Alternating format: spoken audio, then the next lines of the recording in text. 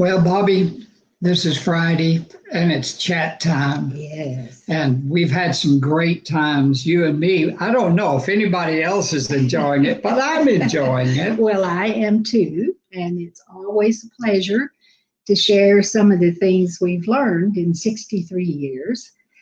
We're Mama B and Papa What? B. It's been 63. Yes, almost 64. Okay, December. So we are starting the first of three resources that our mentors, David and Vera Mace, proposed decades ago when marriage was not Well, such actually, a it hot was topic. in the last century, Bobby. Yes, in the 1930s, that's many decades ago. Almost And 100 we years. listed them last week in our chat.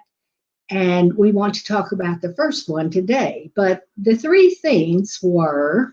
And by the way, our book right here is The Marriage Pioneers. Marriage Pioneers. Yes, gives these. Probably we these- blocked ourselves from it. Gives the three strengths, and they are a mutual commitment to the growth of the relationship. And a way to talk that works. Yes, and the third one is getting a handle on conflict resolution. And They're all three practical tips.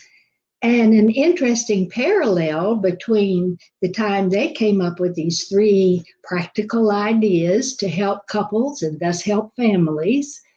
There's a parallel between the time they did it and our time. And the pandemic that's going on now. Because they were pioneers in their field, and I think everybody feels like a pioneer today trying to learn how to cope with this difficult time. Well, that's true. In so many ways we try to cope, but one of the things we have to cope with is ongoing relationships, such as family. Yes, but sometimes I was thinking today, out of trauma or fear of trauma can come some new ideas and some new ways of looking at things. And I was remembering several years ago when you and I were invited to come to Spain and to work in an international church in Madrid, Right. And to do marriage enrichment, which we were delighted to do. And we learned that many, many different nationalities came to that international church. Right. And so one evening, we were going to do marriage enrichment with the Ethiopian community and the Eritrean community. Yes. And They had different communities of nationalities from other countries. And it was considered a risk. Each one had their own translator. Yes, it was considered a risk for many reasons, Right. translators being one, but we learned that the Eritreans and the Ethiopians didn't get along and wouldn't even come to the same Bible studies because of something that had happened in their countries years ago. But because centuries ago. even centuries. Right. But because both groups were experiencing some really significant, important things for family. Family dysfunction. Yes, they were experiencing divorce. They were experiencing the breakdown of family, abandonment, violence, all kinds of difficult things that are kind of parallel with where we are. They were willing, because of the risk of this trauma of families, to come to a marriage enrichment event and to talk about families. But they came with their own interpreters, like Bobby and I just said, and they sat on different parts of the room, separate from each other. But this was the first time they would come together in the same room for the same meeting. And they didn't even sit. Right. They sat separate in chairs in the room. Anyway, they participated in marriage enrichment. We talked about probably some of the same things we've talked about on the chat. And grandmothers came, children came, parents came. And at the end of it, they left. And many months later, we found out that the Eritreans and the Ethiopians could meet again, even in Bible study, because they had learned some things that would help the trauma that they were experiencing during very difficult times. I think that's one of the things that all of us learn when we enrich our relationships, that many of us have the same issues. We may not be married as long as someone else, but the issues are human issues, relational issues, not unique to each person. It feels like it's unique to us because it's happening to us, but in reality, they are pretty normal situations that everybody deals with in some way. So over the next 3 weeks, we're going to be talking about these 3 resources. Well, let's get started on it. Okay, the first one, the mutual commitment to the growth of the relationship. At the time, I think that was almost a radical statement, because it wasn't a commitment just to stay married. Or to always love each other. Important though those two are. But you can't love each other if you're angry at somebody. I mean, it's just hard to be true. Loving and angry at the same time. It was a commitment to growth. Yes. That both partners as individuals were important, and their hopes and their dreams and their fears and their concerns needed to be heard, listened to, paid attention to, and freedom for individual growth was in the relationship. But in addition to a me and a you that have freedom to grow and encouragement to take up new ideas and try new things, there's also an us. There's a me and a you, but there's an us. And that relationship also needs to be free to grow. Yes, I've done probably 200 weddings.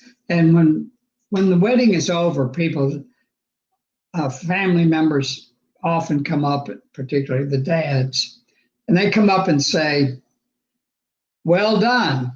Now they're on their own. Now you've done it. We've accomplished that. And what many people do is that they prepare for the wedding, but they don't prepare for the marriage.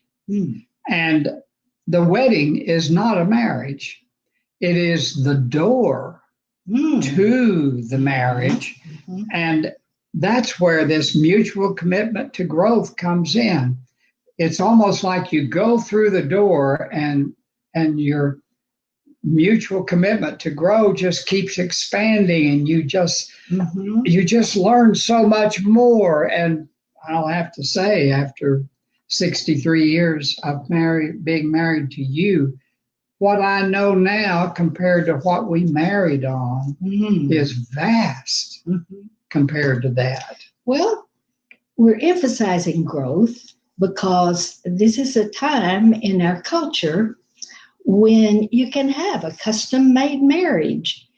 You're not just stuck with the things that you learned in the home where you grew up, and that's what you know, and you read a little bit and you learn a little bit more in school, and so that's what you know. Now you can concentrate on what specifically works for this pioneer couple in marriage. Well, when you say a custom-made marriage, you're saying something that is pretty radical. That what my parents did and what your parents did, that is not the only thing we have to go on.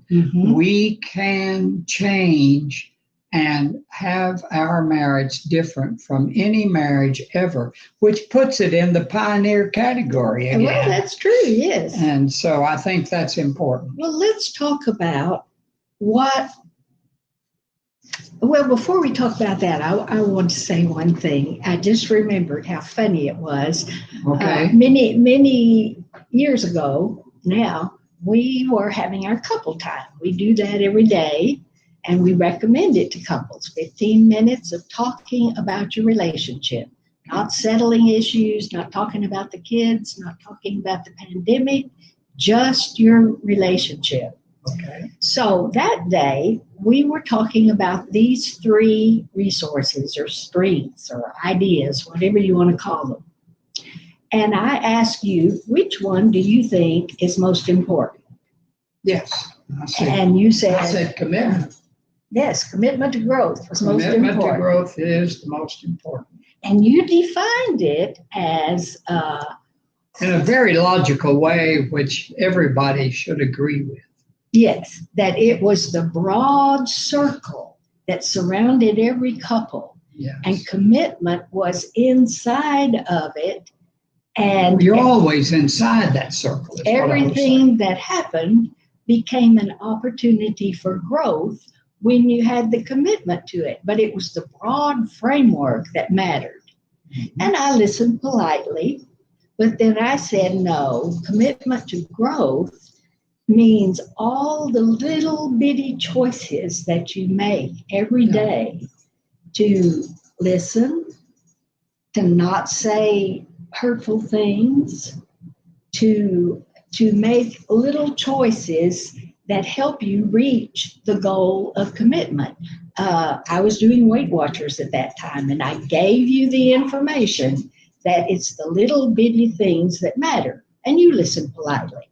And then you said your same definition, and I listened, and I said my same definition, and then we laughed because though we both chose the same idea as being important, commitment to the growth of the relationship, we defined it very differently. And both were right. Neither was wrong. Yeah. Both were right. And I think that's the beauty of it.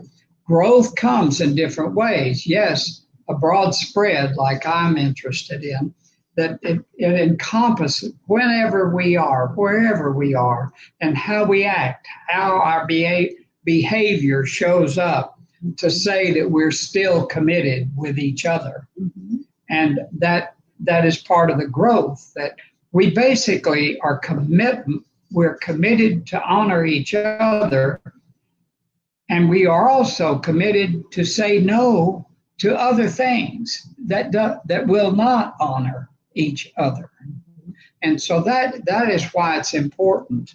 I really think that it takes a willingness on the part of each person to hang in there with each other. It's like you decide to honor each other in commitment and that you want to grow personally. In other words, I'm not dependent on Bobby for my growth and vice versa. I need to be in charge of trying to be a growing person individually. But if we both are doing it, then we really do have a chance to grow the relationship. Mm-hmm. And I think that's what we're talking about here. Well, some people say that this particular idea, the commitment to the growth of the relationship, gives each person a choice, but the growth of the us is the main goal. Yes, if I win and Bobby loses, the relationship loses. Mm-hmm. So it is the us that's so important. So growth is the goal. And setting little ways to meet that goal, in a big circle. Yes, gives energy and interest to the relationship. And I want to ask you now, what is one thing that we have experienced that definitely is growth between us? What would you say is one thing? Well, the whole thing of learning to listen to each other, mm-hmm. and to honor each other's choice, mm-hmm. in things, I think that's been a key factor. And I cannot grow if I've already made a decision about everything and I've got my mind made up. But if I'm open to learning, open to grow, to listen to you, well, that's different from the way I see it. Mm-hmm. And to be open to that is really important. What about you? Well, one thing that has been helpful to me, and I can even measure it in terms of growth, is to unlearn things that were not helpful for a growing relationship with you. Okay. I brought them with me to our relationship. I've struggled with them for many decades of our marriage. But I am finally unlearning some things that did not help us. And in the doing of that, I think we've grown closer. And you're relearning. Yeah, and I'm relearning what does work with us. That's right. So I think that willingness, to use your word, has been very helpful to us. Yes. Well, I appreciate that. I think it's just a very important thing that we honor our relationship, our commitment to each other, and we think of it that the philosophy behind the attitude that we have is that we want to grow in this relationship and grow as individuals. So that's all the time we have today. Well, yes, but I want to add one thing, a sign I saw recently, and it said, perspective is power. And I think we could apply that to what we're talking about today, that a perspective that we can grow. We don't have to just accept everything that happens to us and say, well, that's just the way it is. I guess it's good as it's ever going to be. You can make changes and move toward what you want in life and in relationship if you believe you can. And not only that, for the couple to grow, you need to talk about it. And that's what we're going to talk about next time. Talking about talking. Well, this is Mama B and Papa B, and we're saying good morning to this chat. Goodbye. Thank you for tuning in. Thanks for sharing.